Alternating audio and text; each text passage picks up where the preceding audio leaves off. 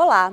O tema do programa Saúde em Foco de hoje é o uso de células-tronco e sua atuação na regeneração de tecidos e cura de doenças. Nosso entrevistado é o cientista e cirurgião dentista José Ricardo Muniz Ferreira, formado em odontologia pela Universidade Federal do Espírito Santo, mestre em implantologia oral pela Unirio e doutor em ciência de materiais pelo Instituto Militar de Engenharia. É membro da Sociedade Internacional de Estudos com Células-Tronco. Especialista no assunto, José Ricardo é também fundador e diretor-presidente do Centro de Processamento Celular Brasileiro, que desenvolve técnicas de extração, armazenamento e cultivo das células. Seja bem-vindo. Muito obrigado, é um prazer estar aqui, poder falar um pouquinho sobre esse tema que tem tamanha relevância para a sociedade, né? Para a nossa saúde. Para o binômio aí, longevidade com qualidade de vida. Você com certeza já ouviu falar sobre células-tronco. E também sabe o que é um dente de leite. Inclusive, você certamente se lembra de como perdeu alguns deles. Mas agora você deve estar se perguntando, o que é que uma coisa tem a ver com a outra? Na década de 60, a ciência fez as primeiras descobertas a respeito das células-tronco adultas, presentes nos tecidos após a fase embrionária. Nas décadas seguintes, essas células-tronco foram agrupadas de acordo com sua origem e capacidade de diferenciação em hematopoética, de origem sanguínea e que são capazes de se transformarem em células de linhagem sanguínea brancas e vermelhas. E mesenquimal, essas formadoras de tecido, e que vêm sendo estudadas e desenvolvidas em diferentes aplicações.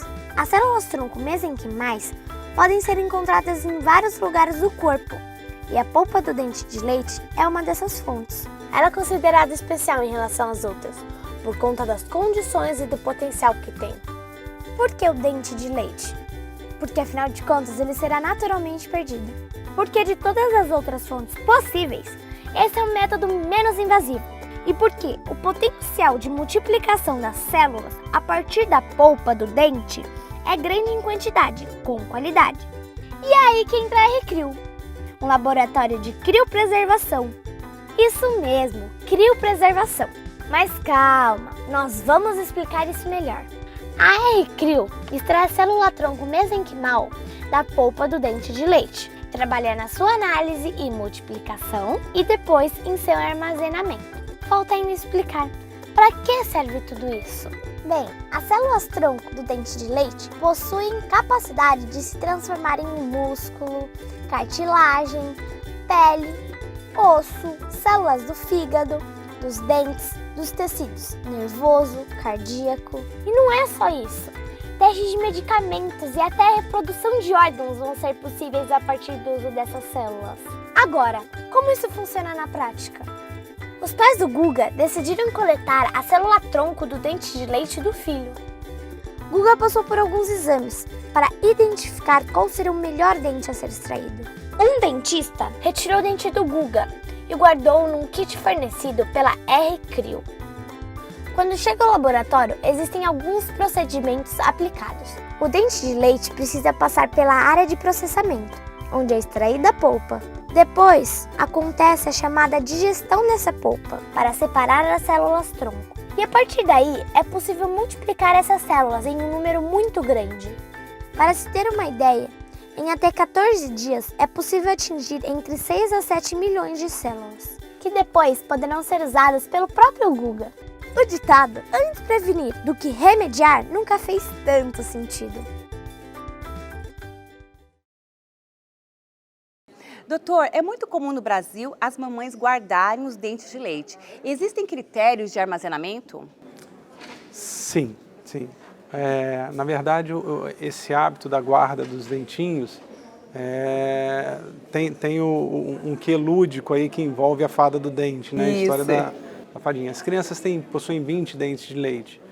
O que a gente propõe a fazer através dessa metodologia a partir de um único dentinho que precisa ser extraído em consultório odontológico, sob acompanhamento, né, e execução, obviamente, de um dentista capacitado, qualificado para esse procedimento, fazer a extração do dentinho em condições de aplicação, né, de envio para o laboratório, para que lá a gente possa realizar a extração da polpa do dente de leite da célula-tronco que está presente ali. Então, como que funciona na prática a extração, o armazenamento e o cultivo das células-troncos dos dentes de leite? Bom, o primeiro passo passa exatamente pela disseminação da informação.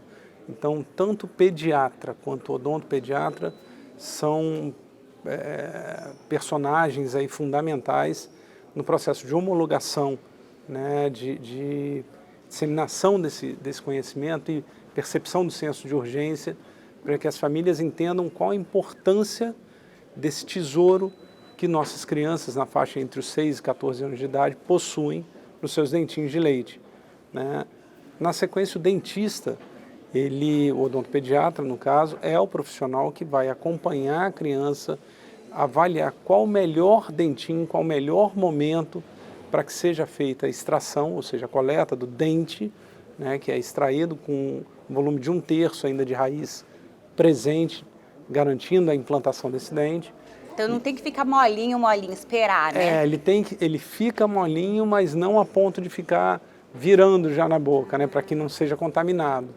E aí é feita a extração em ambiente de consultório e esse dentinho ele é enviado através de uma empresa homologada para transporte de material biológico de qualquer parte do Brasil para o centro de processamento que fica sediado em Campinas, num período de tempo de até 48 horas, para que a gente receba esse dente contendo as células em condição, né, na melhor condição possível, para que elas sejam processadas e multiplicadas para o armazenamento. O ideal é retirar todos os dentinhos e guardar, ou só um somente já basta? Basta um. Um dentinho de leite, ele possui aproximadamente 10.000 células. E no laboratório a gente expande isso, a gente multiplica isso para fins de armazenamento a 7 milhões de células aproximadamente, né?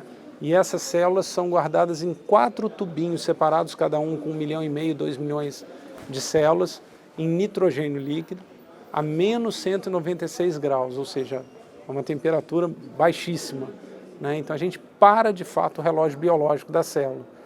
Quando e se necessário for, a gente tem condição de descongelar um desses tubinhos, desses 4 tubinhos, criotubos, e aí a gente vai multiplicar essas células a uma ordem de grandeza como ela for solicitada pelo médico ou dentista que tiver feito a requisição para uso dessas células como fonte de terapia do próprio indivíduo. Então a célula é armazenada do indivíduo para uso dele, né, quando se necessário for.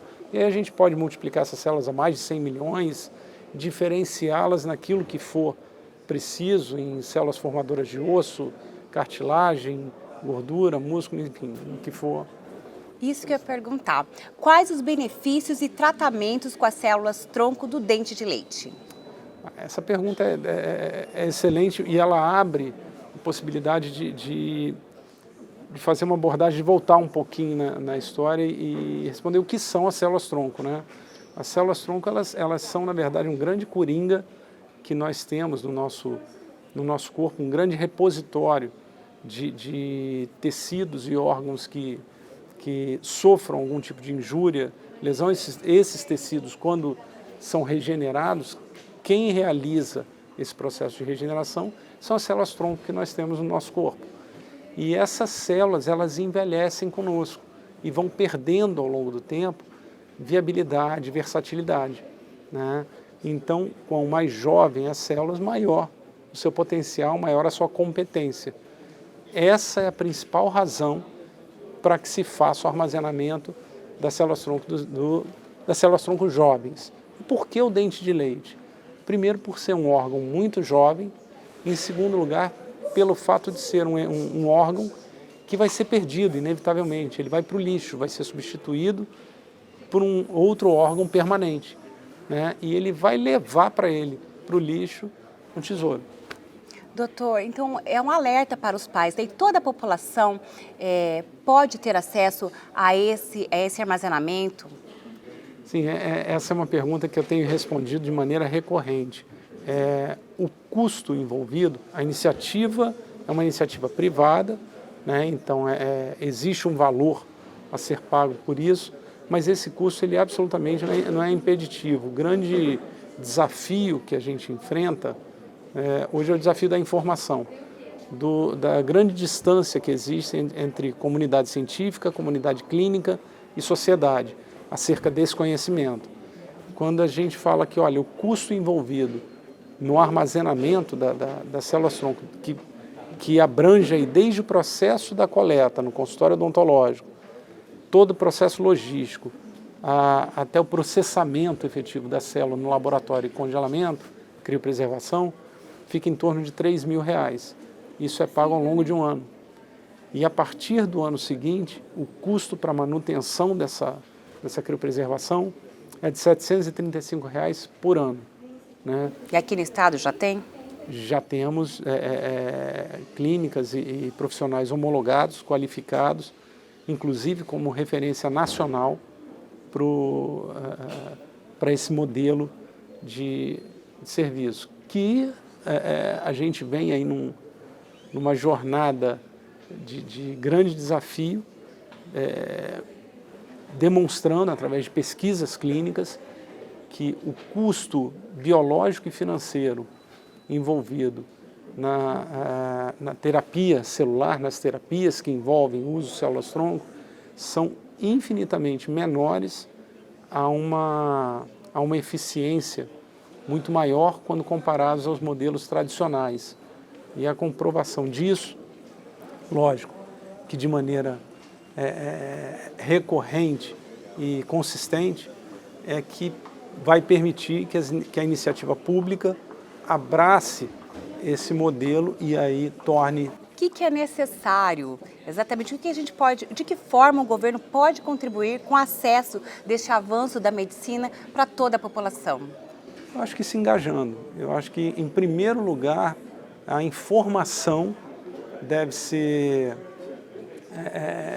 disseminada, a informação responsável e fundamentada, né? A sociedade tem que ter acesso a isso, a comunidade clínica deve ter acesso a esse tipo de informação, o ingresso dessa linha de conhecimento que envolve odontologia regenerativa, medicina regenerativa e os instrumentos que estão ligados a isso. É importante a gente entender que a gente não está falando aqui de ficção científica, né? A célula-tronco, ela nada mais é do que um instrumento a ser aplicado, como a penicilina ainda hoje para doenças infecto-contagiosas, a célula-tronco, a engenharia genética, a bioengenharia de tecidos, são instrumentos, são ferramentas para o universo da medicina regenerativa, que envolve as doenças que mais afligem a humanidade. Estamos falando aqui dos cânceres, das doenças cardíacas, das doenças autoimunes, das doenças neurodegenerativas, acidentes, né, queimaduras, fraturas, ou seja, de uma miríade de doenças para as quais não se cabe pensar no uso, por exemplo, de uma penicilina para tratar câncer. Doutor, eu queria que você desse um exemplo real de como que foi utilizada essa célula para as pessoas poderem ter entendimento. Tá, vou dar um exemplo aqui de um trabalho feito que envolveu uma pesquisadora brasileira, que envolve uma dentista, uma cirurgiã dentista, doutora Daniela Bueno, e pesquisadora brasileira, que foi em cima de pacientes portadores de fissura palatina, né? Esses pacientes, pessoas que possuem esse tipo de acometimento, a gente tem aí uma incidência de fissura lábio-palatina no Brasil da ordem de uma pessoa a cada 1000, né? É uma alta incidência, né? E essas pessoas elas sofrem por um defeito ósseo, né? Na região do palato, da face, profundo, e de tecido mole também, não fechamento. Essas pessoas têm dificuldade de deglutição, de fonação, de respiração, enfim. É uma vida limitada. E ainda na infância, o tratamento convencional proposto prevê o fechamento dessas áreas de tecidos moles e depois o fechamento, por volta dos 8 anos de idade, o fechamento do defeito ósseo, utilizando enxerto a partir de crista ilíaca, de bacia. Tira uma fração de osso da bacia para fazer esse preenchimento. Esse procedimento, esse tipo de procedimento, é um procedimento altamente invasivo, ou seja,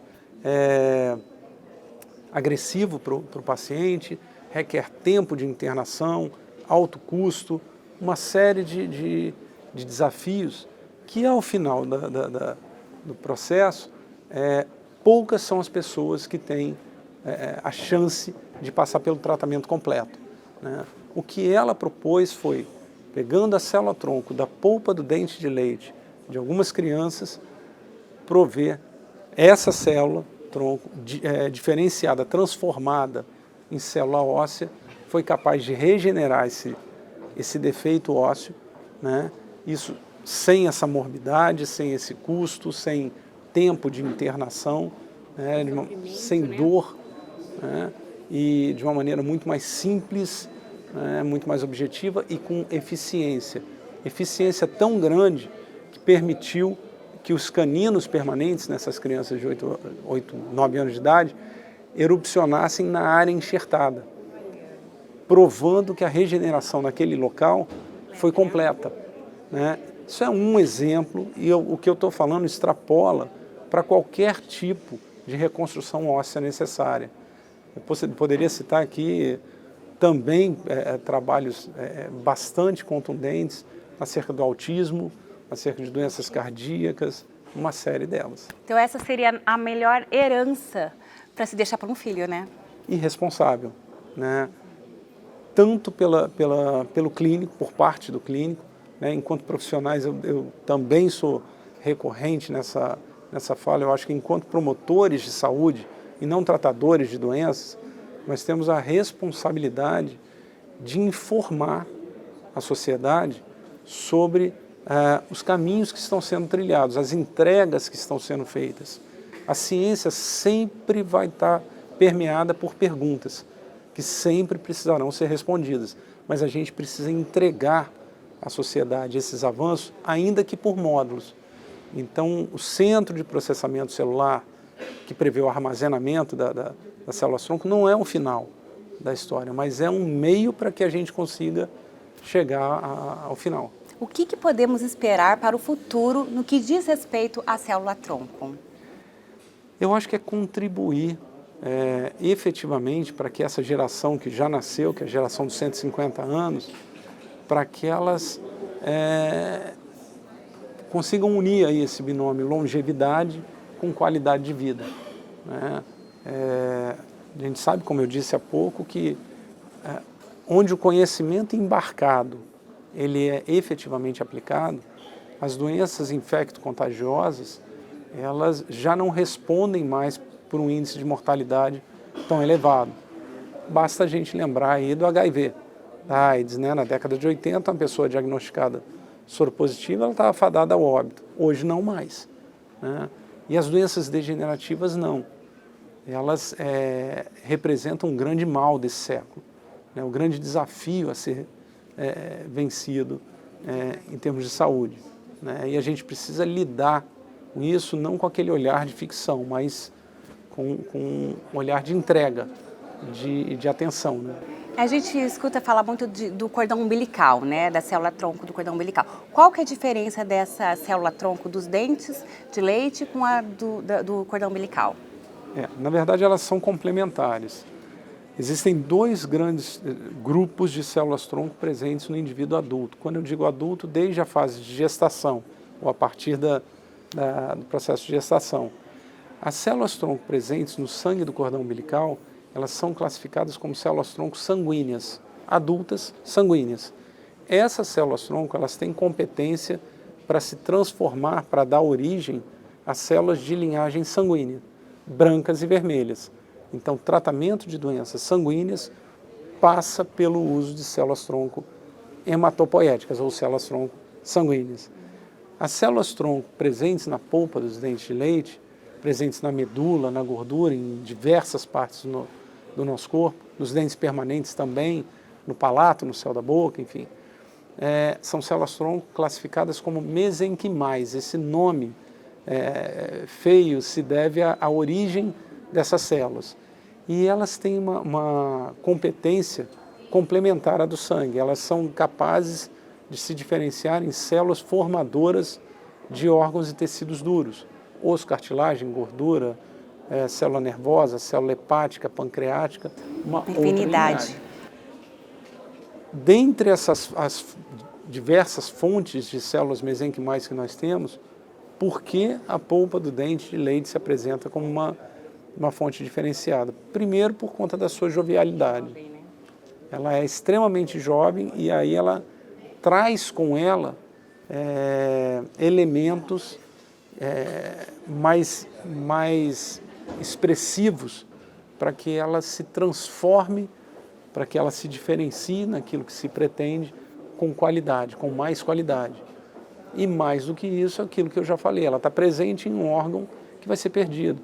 Diferente de eu ter que fazer uma coleta de célula a partir de medula, uma punção de medula, enfim, de gordura, de tecido de gordura, ter que fazer um procedimento mais invasivo para... Está ali à nossa disposição, né? Doutor, quanto tempo durou, o senhor é cientista, estuda muito sobre o assunto, essa pesquisa, para chegar até nesse momento de a gente poder extrair e armazenar? Pois é, são pelo menos 15 anos aí de envolvimento. As células-tronco presentes nas polpas dos dentes de leite foram descritas inicialmente em 2003. E eu venho desde 2005, pelo menos, aí, envolvido diretamente, né, com essa linha de trabalho, olhando para a medicina, para o universo da medicina regenerativa, né, e suas possibilidades. Em 2014, né, em 2013, eu depositei a patente, né, do processo, após validado, processo que prevê todas as etapas que culminam com a criopreservação das células, né. Essa patente foi depositada no Brasil, nos Estados Unidos, na Comunidade Europeia. E em 2014, nós inauguramos fisicamente a estrutura do laboratório, do Centro de Processamento Celular, como um primeiro módulo de entrega à sociedade. O brasileiro, né? Doutor, o que eu queria saber? Nós adultos, né, que não tivemos essa oportunidade, que temos só nas caixinhas os nossos dentes, né? Existe, a gente tem o dente, esse dente... O siso. O siso, exatamente. Não dá para fazer nada com o siso? Sim, dá. Existem duas boas notícias aí. Como eu disse, a célula-tronco ela envelhece com a gente, ela vai perdendo performance, né, à medida que ela envelhece. Mas as células mesenquimais, elas, além do potencial regenerativo, elas têm um potencial muito grande para que elas servem, né? Para tratar a doença, para criar órgãos, né? Acabar com fila de transplante. Essa é uma perspectiva real, né? E para tratar doenças de base inflamatória, doenças autoimunes, que geram dor, né? E que geram processos inflamatórios exacerbados. Para objetivos como esse, né? O armazenamento de células-tronco, mesmo ainda que envelhecida se faz justificável. E aí a gente tem o dente permanente como uma fonte possível, mas que o que justificaria eu extrair um dente permanente que não vai ter um substituto, né, sem que ele tenha esteja acometido por uma doença, né? Então, nós temos hoje um processo que prevê a coleta de célula-tronco a partir da mucosa do palato, do céu da boca, né? Uma incisão mínima de 2 milímetros, a gente consegue tirar uma fração de um tecido chamado periósteo e a partir dele a gente obtém a célula-tronco para ser armazenada no adulto e que é realmente também uma joia, porque eu, por exemplo, tenho 50 anos de idade, as minhas células estão envelhecidas, mas certamente quando eu tiver 70, 80, eu vou olhar para trás e vou ter saudade das minhas células de 50. Verdade. Muito orgulho de ter o senhor aqui no nosso programa e de estar contribuindo tanto para a ciência. Obrigada pela entrevista. Eu que agradeço imensamente a oportunidade. Eu não me canso de falar que toda e qualquer porta que é aberta para que a gente possa trazer esse assunto à tona de maneira contributiva, de maneira a criar um fórum de discussão e não venho com a pretensão de trazer uma verdade absoluta, até porque é uma ciência em construção, sendo pavimentada, mas para a qual não há volta. É um caminho sem retorno. A gente está avançando e as entregas vão acontecer. A gente precisa realmente estar engajado de maneira crítica para que isso aconteça da melhor forma possível. O senhor quer deixar um endereço para alguém que quiser entrar em contato com o senhor? Posso? Pode deixar. O laboratório se chama R-CRIO, nós estamos sediados em Campinas, né? Nós estamos sediados em Campinas, se chama R-CRIO.